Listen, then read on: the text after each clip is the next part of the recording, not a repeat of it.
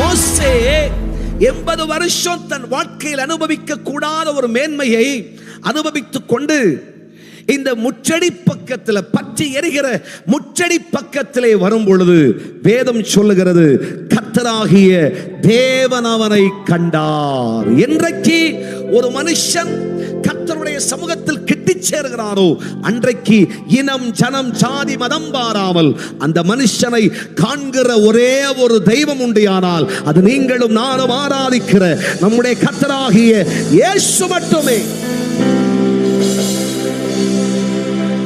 நீ 10 வருஷம் என்ன தேடினாதான் உன்னை ஆசீர்வதிப்பேன்னு சொல்லி இயேசுநாதர் சொல்ல மாட்டார். ஹல்லேலூயா.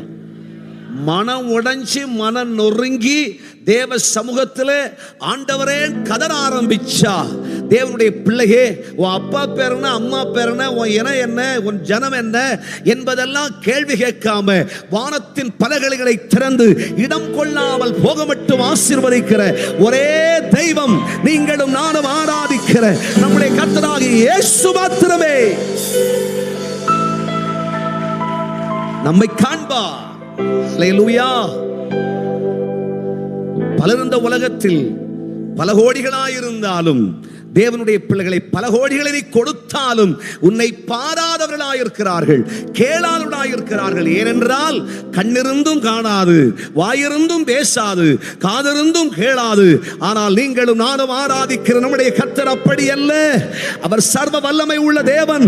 உன் கூப்பிடுதலுக்கு அவருடைய செவிகள் திறந்திருக்கிறது. உன் கதறுதலை பார்ப்பதற்கு அவருடைய கண்கள் திறந்திருக்கிறது. நீ படுகிற நரகப்பாடுகளை பார்ப்பதற்கு தேவனுடைய கண்கள் திறந்திருக்கிறது.